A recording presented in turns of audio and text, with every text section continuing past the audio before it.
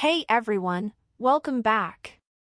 The penultimate episode of The Last of Us Season 2 just dropped, and wow, what a ride. Did anyone else feel like they were holding their breath the entire time? After that teaser at the end of episode 5, I was counting down the days for this one. And let me tell you, it did not disappoint. So, what exactly happened between Joel and Ellie 2 months after arriving in Jackson? Why did their relationship fall apart?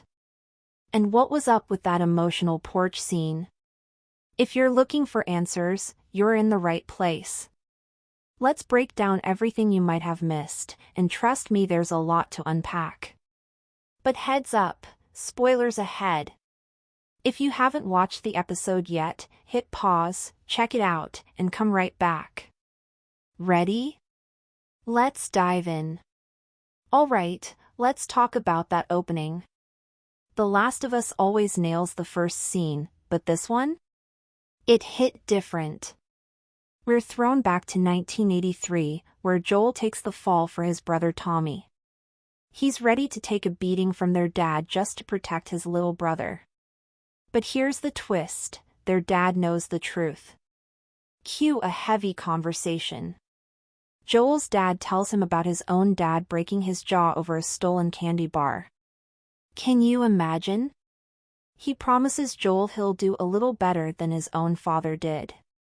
And then he drops this gem, when you have your own children, you'll do a little better too. Sound familiar? That line comes back in a big way later. It's like a thread running through generations, each one hoping to be just a bit better than the last. But does it really work out that way? Or are we doomed to repeat the same mistakes, just in different ways? This scene isn't just about Joel's childhood. It's about showing us why Joel is the way he is, a protector, shaped by love and trauma. Even as a kid, he was willing to take the heat for someone he cared about. That trait? It's at the core of everything he does, even decades later. Now, let's fast forward. The porch scene. You know the one I'm talking about. Honestly, I thought Joel and Ellie's last words to each other were going to be that blow-up at the New Year's party. Ellie storms off, Joel's left on the porch, and I was bracing myself for heartbreak. But then Ellie comes back. And she's got questions. Big ones. She wants the truth about Salt Lake City. Did Joel really kill all those people? Was he lying when he said he didn't? This all comes to a head because of what happened with Eugene. Remember, Joel promised Ellie that Eugene could say goodbye to Gail. But while Ellie's off getting the horses, Joel takes Eugene to the lake and kills him. Ellie's suspicions go into overdrive. Another broken promise. Another secret. When they get back, Ellie exposes Joel's lie to Gail. It's the last straw. Their relationship? Completely fractured. But here's the twist, the porch scene gives us something we didn't expect: hope. Ellie says she'll try to forgive Joel. There's room for healing, even after all that pain. And then Joel says it. He tells Ellie he loves her. I mean, who didn't tear up at that? Seriously. Let's talk about the moth. Did you notice Ellie's new tattoo? Joel sure did. He wanted to know what it meant. And then, there's that moment when Ellie sees fireflies in the forest. It's subtle, but it's loaded with meaning. Gail tells Joel that moths represent death. That's heavy, right? For Ellie, the moth seems to symbolize her struggle with the idea that her survival has brought about so much death. If she died for the cure, maybe things would be different.